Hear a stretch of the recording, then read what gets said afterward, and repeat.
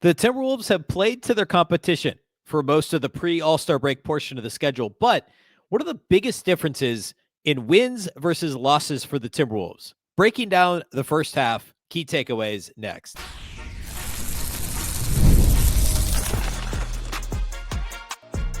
You are Locked On Timberwolves, your daily Minnesota Timberwolves podcast, part of the Locked On Podcast Network, your team every day. Hello and welcome to the Locked On Wolves podcast, part of the Locked On Podcast Network, now the number one sports podcast network. Today's episode is brought to us by our friends at Game Time. Download the Game Time app, create an account, and use the code LOCKEDON for $20 off your first purchase. Happy Friday, everybody. Happy weekend. Happy NBA All-Star Weekend. I'm Ben Beecken, your host of the Daily Locked On Wolves podcast, and today we are going to talk All-Star Weekend a little bit later. I know there's plenty of opinions on it. I enjoy it still. I know there's some things that are off. We'll talk a little bit about that later, but I love making predictions for All-Star Weekend. So I'll give you what I think. We'll talk about what FanDuel thinks, and also my picks for both All-Star Saturday, which is the best part of the weekend, unequivocally. And then also we'll talk about the game Sunday as well. Of course, Anthony Edwards participating on Sunday, the only Timberwolves participant in the games this weekend. So we'll talk about all that a little bit later on the show, but I do want to open with some Timberwolves first half, unofficial first half of the season. Yes, the schedule is actually like 2/3 of the way over. The regular season schedule is, but the pre-All-Star break, we'll call it, version of the Timberwolves here. Key takeaways, and what I mean by that is how differently wins versus losses have gone for the Timberwolves. I'll get into that in a second, but some of the Timberwolves' biggest warts really show up in losses, and they're mitigated somewhat in wins. And what can the Wolves do to make those adjustments moving forward? It seems obvious, but it's actually a bit jarring when you really take a look at it. So we'll break that down here first on the show. We'll get into some NBA All-Star Weekend predictions a little bit later. Big thank you off the top for making Locked On Wolves your first listen every single day. Of course, this show is free and available everywhere. That includes YouTube, as well as all of your favorite audio platforms. Wherever you like to listen to podcasts, you can find Locked On Wolves. All right. So a couple things I want to hit here. The Timberwolves have played to their competition all season, and it's become kind of this like anecdotal thing where it's like, yeah, and I've even said it anecdotally on the show. I've kind of just the other day I threw out like, yeah, I mean, they haven't lost to that many good teams, right? Which is mostly true, at least lost significantly, right? Most of their losses to good teams have been close, right? Overtime loss to Denver. The recent close loss to Houston when Ant didn't play and it was close. The Wolves had a lead in the third quarter. Like the Thunder loss. A lot of the Timberwolves losses to good teams have been close. They haven't really gotten blown out by many good teams. You can count them probably in one hand. There's a Knicks game, an very early Lakers game. Very few times have they been blown out by good teams. And so many of their frustrating losses, of course, anecdotally, they're against bad teams, right? Because it's what we remember. Well, guess what? This Timberwolves team is actually 15-3 against the league's 10 worst teams by point differential. This is according to Clean the Glass. 15-3 against the bottom 10. Now, shouldn't be surprising, right? Like that should be the goal. I'm sorry, did I say 15-3? I think I read that wrong. 18-5. That's even better. Is it better? It's like basically the same. 18-5 against the bottom third of the league. Now, Phoenix is 16-1. San Antonio is 16-3. So those numbers are even better. But it's not like 18-5 isn't horrible. It's just the bad losses really stand out. The bigger problem for the Timberwolves has been against the middle third of the league. The Timberwolves against the top third are 8-8. Against the middle third, the Timberwolves are 8-9 with the 14th best differential in the league against middle of the pack teams. There aren't any other good teams that are worse than them record-wise. Like the only teams you could even have that conversation about would be like the Lakers are 11-7, which is actually, of course, better than 8-9, but their differential is worse than Minnesota against the middle third of the league. Phoenix is just 7-12 and has a slightly worse differential. Those are the only two teams. Everybody else below Minnesota are bad teams. Memphis, the Clippers have been bad for most of the year. The Bulls, Milwaukee, which is what you'd expect. All the good teams have been good against the middle league. OKC's 19-3, Boston's 11-4, Houston's 11-4, San Antonio's 11-7, which is not great, but fine. Denver's 12-6. Minnesota struggled against that middle third. And a lot of the problems that I'm about to talk about have been apparent against that middle third of the league. That includes turnovers on offense. Um, that would probably be the biggest thing. It includes committing fouls on defense. That's actually less of a big deal against this middle third, weirdly. But against the top third, Minnesota's 8-8, which is fine. And actually, a better way to look at that, I think, is point differential. Minnesota's got the 5th best differential against the top third of the league. The only team that's like blowing anybody else away is Detroit. They're 10-3 against the top third of the league. New York's 9-5, which is fine. The only West teams ahead of Minnesota are the Knicks. Excuse me, the Knicks aren't a West team. The Rockets and the Spurs in terms of differential against the top third. OKC's behind Minnesota. They're 6-8 against the top third of the league. But what I really want to key in on is the Timberwolves' biggest warts this season become very apparent against, or I should say, very apparent in their losses. And don't mistake this for like, oh, well, the Wolves shoot this percentage in wins and this percentage in losses. Well, obviously, they're going to shoot a better percentage in wins, right? They're going to, list whatever it is. It's those stats are so arbitrary, and like, when you see those on a broadcast, it's frustrating. This is different. And why is that? Well, some of those bigger, like more kind of catch-all type volume-based stats, if you will, of course they're going to look better in a win versus a loss. But if you dig a layer deeper and look at the underlying issues in wins versus losses, it's exactly like what you would just say without ever looking at a stat, right? If you never looked at a stat this year and you watched every Timberwolves game, what would you say their biggest problems are? Blowing leads, sure. But why? Well, turnovers, especially late in close games. And you would say sometimes they foul too much and, rotations and all that stuff. But I think you'd probably say offensively it's turnovers and then occasional bouts of missed shots, which everybody goes through. And then it's defensively lackadaisicalness, if you will, which is, I think, there's a direct correlation between that, being lackadaisical, being lazy on defense, and fouling too much. And that's exactly the case. In wins this season, let's do it this way. In losses this season, the Timberwolves are 19th in the NBA. So when teams lose, Minnesota's 19th in turnover rate. They turn it over 15% of the time in their losses. Compare that to Oklahoma City, who's best in turnover. They don't ever turn the ball over because of the way they play offensively, right? It's ISO ball, kicking to three-point shooters around the perimeter. That's all they do. Minnesota's 19th, and they're very bad. Basically the bottom third in the NBA in turnover rate and losses. Also in losses, they are 26th in free throw rate. They allow opponents to shoot nearly 24 free throws per 100 field goal attempts. So there's only, said a different way, there's only 4 teams that allow more free throw attempts in their losses than Minnesota. And you could look, and they're mostly bad teams. Detroit's one of them, which is obviously the exception. But you get into Orlando, I guess Phoenix, who's fine, and Indiana are the teams that are worse than Minnesota in terms of allowing opponent free throws in losses. So offensively, it's turnover rate. And so like going back to the point I made a minute ago, Minnesota still shoots the ball really well when they lose. They're actually the 3rd best offense overall in the league when they lose. And that the other thing here is when the Wolves lose, it's almost always because the defense fails them. It's supported by the fact they're the 3rd best offense in the league in losses. Only Denver and Charlotte are better, more efficient offenses when they lose than Minnesota. But they're 17th in overall defense.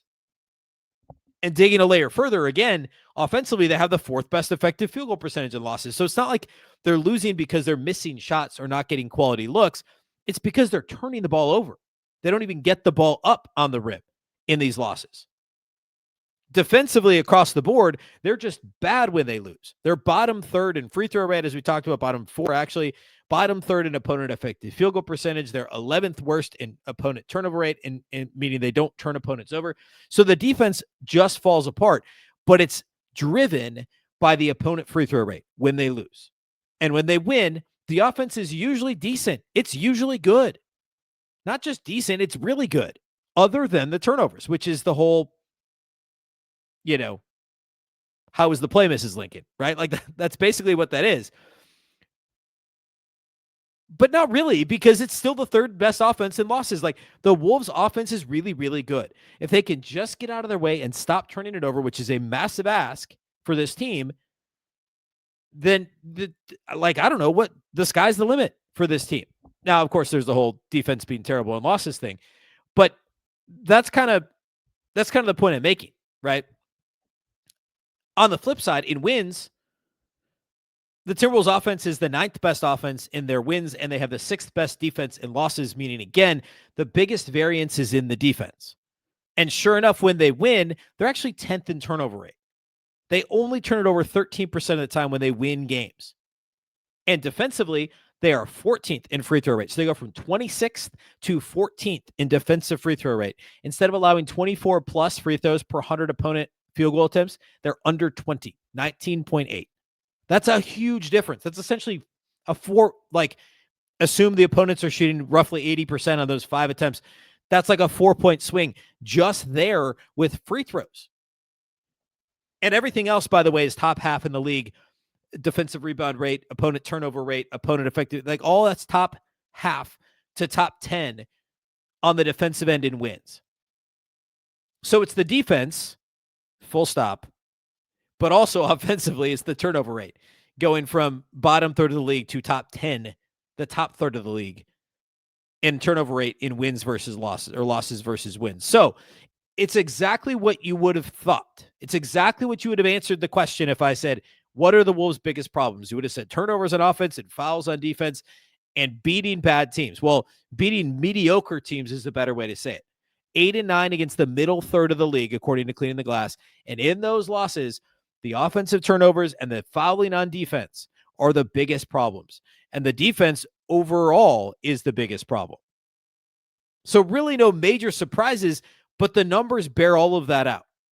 The only thing that was a surprise to me is that they're 18-5 against the bottom third, which still 5 losses against the bottom third isn't great. Also, the fact they played 23 games against the bottom third of the league goes to show how easy the schedule, quote unquote, easy the schedule was earlier this season. The rest of February and the first part of March is really hard for the Wolves. We'll talk more about that next week. Next here today on the show, though, I want to get into All-Star Weekend. I think it's a ton of fun to make those picks, to kind of sift through the events and the team. So we'll do that here next. And we'll peek ahead as to what's upcoming next week on the show as well, what we'll do on Monday's show and beyond. It's all upcoming here next.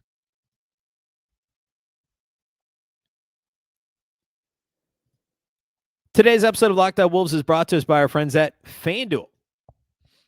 The Winter Games are officially here, and if you're like anything like us, you're locking in for events you only get to see on the biggest stage every 4 years. And that's why following the Winter Games on FanDuel just makes sense. From medal counts to individual events to finding your angle on the sports that you care about most, FanDuel gives you more ways to stay connected to the action.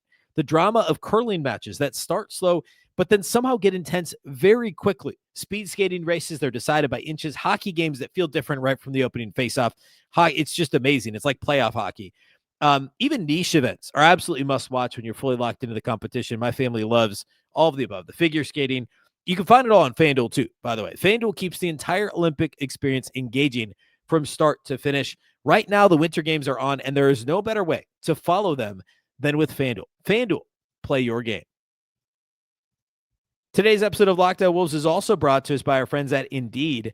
Hiring isn't just about finding someone who's willing to take the job. It's about finding the right person with the right background who can actually help your business move forward. And if you want candidates who match what you're looking for, Indeed Sponsored Jobs is the move.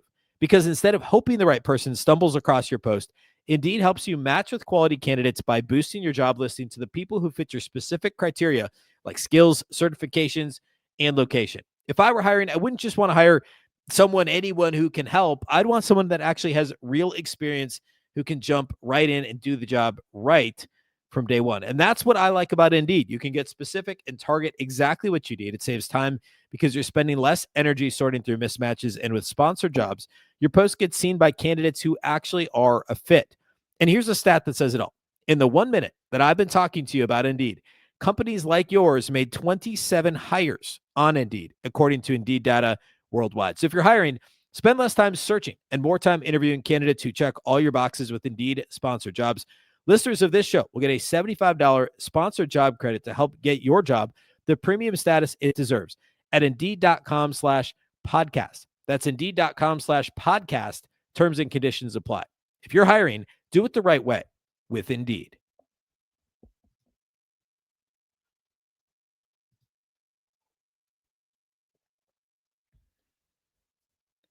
Big thank you once again for making Locked On Wolves your first listen of the day. And of course, thanks for helping to make Locked On the #1 sports podcast network. If you have not done this already, please go check out the new Everydayer Club. You get access to an ad-free audio feed of this show, compatible with Apple Podcasts, Spotify, and every other major podcast app. You'll also get an invite to the members-only Locked On Everydayer Club Discord server. It includes a group chat just for listeners of Locked On Wolves. I'm active in there daily. A lot of stuff going on, a lot of opinions flying around about the Timberwolves and Chris Finch and everything that's happening, the Dosunmu trade, and then also All-Star Weekend. So lots to get on there and talk about. So head over to lockedonwolves.supercast.com or tap the link in the show notes to learn more. Get signed up for the Everydayer Club today. Okay, let's talk about All-Star Weekend. I'm passionate about, I just think it's fun. I don't know. And I get it. It's not as fun as it used to be. There were some, kind of couple of golden year, like sweet spots in there. Obviously, going back to the early 2000s and the Vince Carter year and some of that stuff. And then there was, if you're a Wolves fan, at least, or even if you're not, you're just a fan of dunks, like the Zach LaVine years were awesome. The first one in Brooklyn, I think it was, and then the dunk off against Aaron Gordon, like those were great. If you're a Wolves fan, there was the Cat 3-point contest season. There was a Kevin Love 3-point contest season. There were also some just fun dunk contests in there. The Blake Griffin over the car. I wasn't I'll talk a little bit about my slam dunk bias here in a little bit, but the Dwight Howard years weren't as great. Nate Robinson was kind of like, there were some good years in there. And then obviously there were some really bad ones, like the one where it was like the remix dunk off where they just dunked for a few minutes straight. Like that was not great. Just completely like rudderless, I would argue. But, and then also more recently, the Steph versus Sabrina shoot off, like there's been some really good stuff. So what I want to do is I want to go event by event. I'm not going to spend a ton of time in each event, but I'll give you my pick for each of them. And I'm going to go in chronological order for the weekend. So we're going to start with Rising Stars, which is tonight. And of course, the format is, as it always seems to be, a little bit different every year. So for Rising Stars, you've got, 4 teams? There's 3 NBA teams, and then there's the G League team. Interestingly, by the way, the G League team has Tristan Newton on it, who played for the Iowa Wolves until very recently. He's now on the Rockets, the Rio Grande Valley team. The Rockets signed him to a 2-way deal. Remember, he was on a 2-way deal with the Wolves last year, and then they released him from that, signed him to the G League roster, and now he's on a 2-way deal with Houston. So started last year on a 2-way with Indiana. So he's on his 3rd different team on a 2-way contract. But anyway, he's playing in this competition. I'm not going to list the entire rosters. The headliners for each one, I would argue, Team Melo has Reid Shepherd, Dylan Harper, Stephon Castle, Donovan Clingan, I guess also Ace Bailey. Cooper Flagg was on this team, but he's injured now. That's Team Melo. Team T-Mac has Con Knipple. It's got Khalil Ware, Zachary Risachet, let's see, Cam Spencer, AJ Mitchell, and Alex Sarr, both injured and won't play. And then Team Vince has VJ Edgecombe, Derek Queen, Mattis Buzelis. Those are probably the headliners there. Keyshawn George, I guess, is good too. So just looking at these rosters, I immediately thought Team Melo was the best team. And for each of these, I'm going to mention what is over at FanDuel. And guess what? They are the favorite on FanDuel at plus 155. I would say, like, my second pick for this, they've got Team T-Mac as the second best odds. I like Team Vince more than Team T-Mac. Team T-Mac is plus 170. Team Vince is plus 260.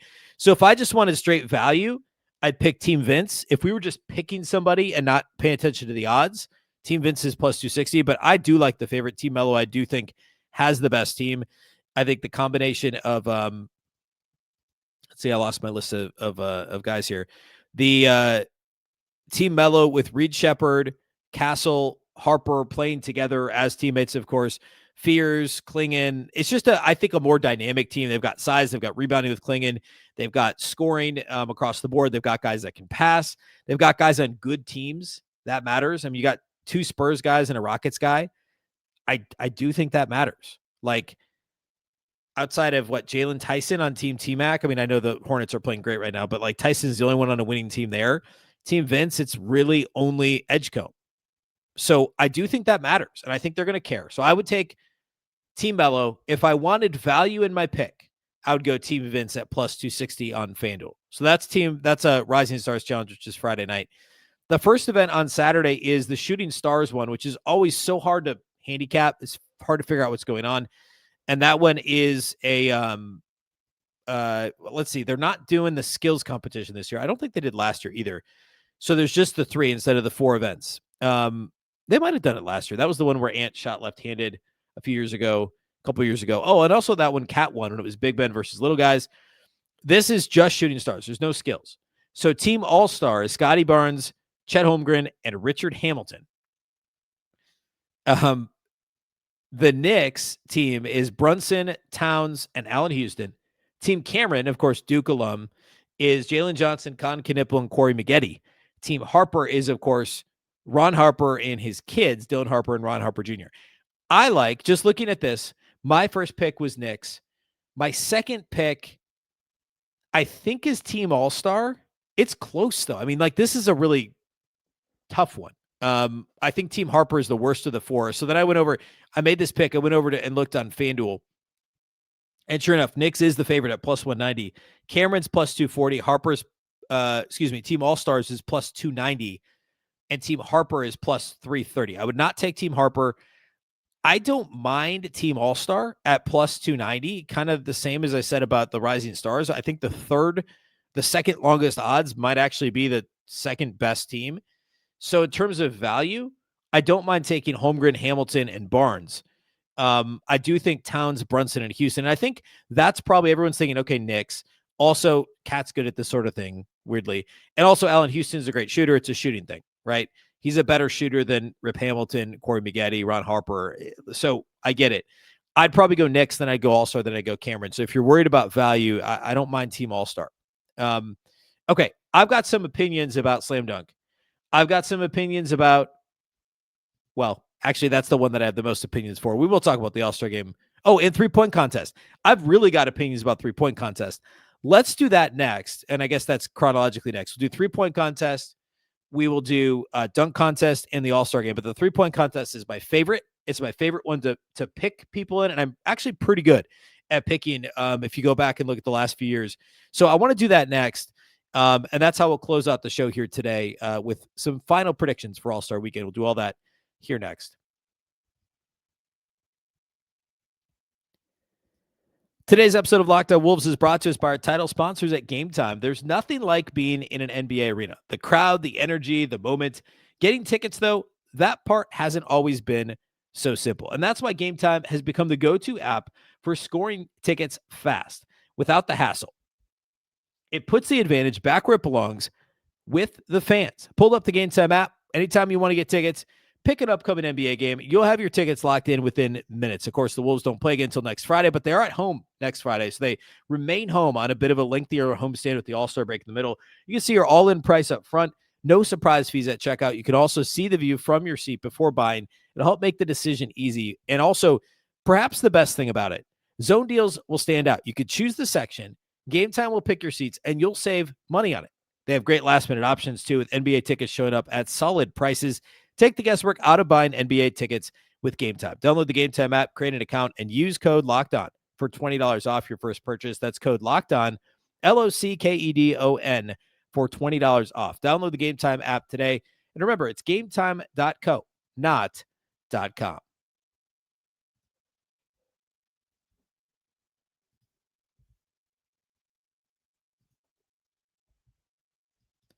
Okay, let's talk about the three-point contest.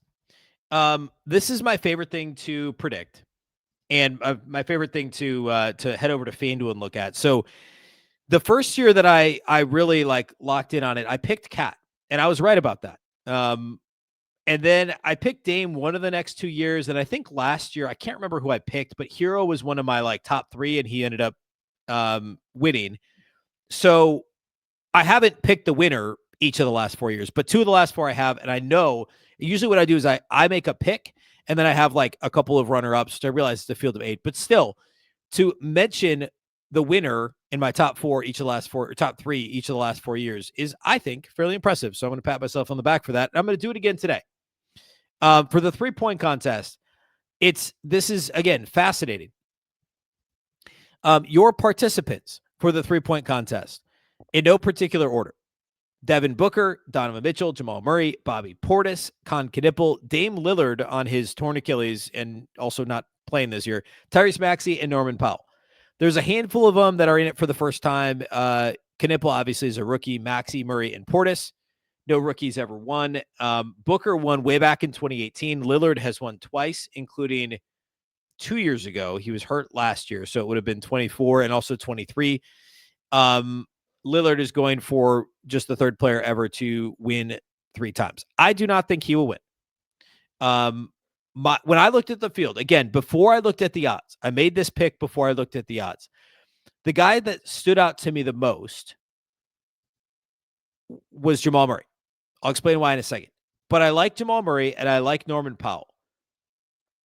If I had to pick a third guy, it'd be Con Knipple, and I think Mitchell is a bit of a long shot. So then I pull up the FanDuel odds, and this is interesting too. The favorite on FanDuel is Con Knipple, the rookie, at plus 270, and I get it with how many threes he's made this year. Second is Dame Lillard. I guess, I don't know, maybe fresh legs. He hasn't played a game in a year. I don't know. He's plus 410.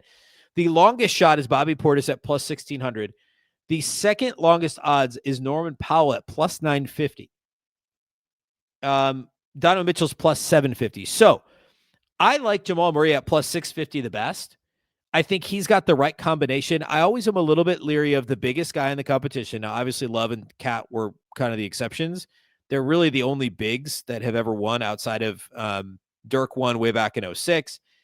That's kind of it. Love in 12 and Cat in 22. Otherwise, it's guards or maybe bigger forwards a couple of times. Like Bellinelli was pretty big, and obviously Klay Thompson. But like those guys are shooters, right? Obviously, these are all shooters. That's a dumb thing to say. They're the shooting guards. They're wings, right? They're not bigs. So I'm a little leery of Bobby Portis, and also the track record as a 3-point shooter. Like I get why he's got the longest odds. I also, Lillard, for obvious reasons, I'm worried about him. I think Booker may be a little too cool for school. He's obviously having a good year. Maxey, I just don't think is quite good enough of a shooter. Same thing with Mitchell.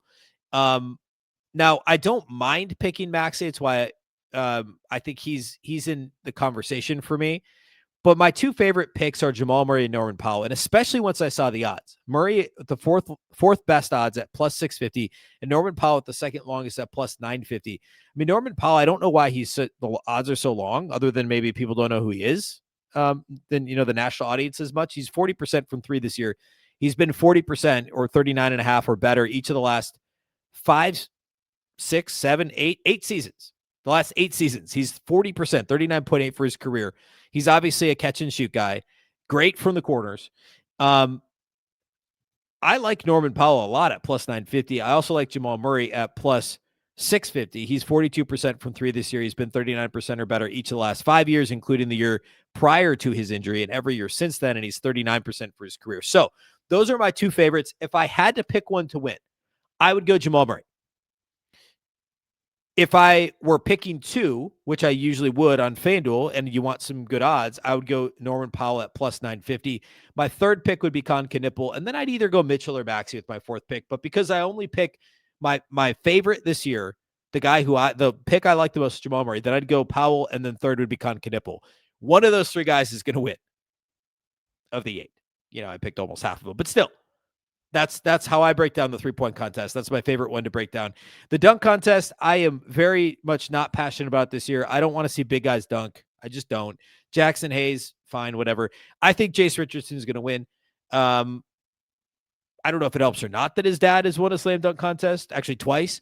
But I'd pick Jace Richardson. Otherwise, let's see, Carter Bryant with the Spurs, Keyshawn Johnson with the Heat, and Jackson Hayes with the Lakers. I'd pick Richardson with the Magic. I don't really want to spend any more time on that. I will watch it. I hope I enjoy it. It does kind of stink that Mac McClung's not in it again. I mean, he was obviously a ton of fun to watch the last couple of years. All right, the game on Sunday. This is the weird round robin tournament where the teams play each other and they all play each other. It's round robin, then there's a final game. Very confusing. I don't think I like the format, but if you look at the teams, my immediate reaction is the world team is the best of the 3. And I think the U.S. Stars team is significantly better. I shouldn't say that. I would pick the Stars team over the Stripes team because I think they're going to care more. The Stars team has Ant. It's got Cade Cunningham, and I get that Ant shot lefty threes in the skills competition a couple years ago, but I think Ant, Jalen Johnson, they're also younger. Scotty Barnes, Cade Cunningham, and Jalen Johnson, and Jalen Duran are all going to care a lot more than some of these other guys, and Chet Holmgren for that matter. The Stripes team is Kevin Durant, Jalen Brunson, LeBron, Donovan Mitchell, Kawhi, Jaylen Brown. They're not going to try as hard. The national team, there's also guys that aren't going to try very hard. Like, do you see Luka and Jokic playing really hard in this game? I mean, Wemby might. Cat won't really, but you never know with Cat. Jamal Murray, obviously SGA is not going to play. So I think my take on this, I would actually pick USA Stars. And if you go over and you look at the odds on FanDuel, I think they have it on here. Yeah, they do. Let's see. They've got USA Stripes at plus 155, which is the team I just said I think is the worst of the three. So interestingly enough, there you go. World at plus 160 and Stars at plus 200. I'd take Stars at plus 200. I would. I think you're going to get guys that care more. I mean, Booker is the only one of those guys that's been in the league for more than, 4 years? I mean, Maxi's been in for about 4 years or so. Chet's been in for a couple. Like Cade, I guess. But, like, they're all younger, hungrier type players. Coached by Bickerstaff. That probably doesn't actually matter. But, I don't know. Jimmy Bickerstaff's a good coach. I think USA Stars at plus 200 is what I would do for that. So what we're going to do next on the show, Monday, we'll kind of recap All-Star Weekend. We'll peek ahead at the rest of the week.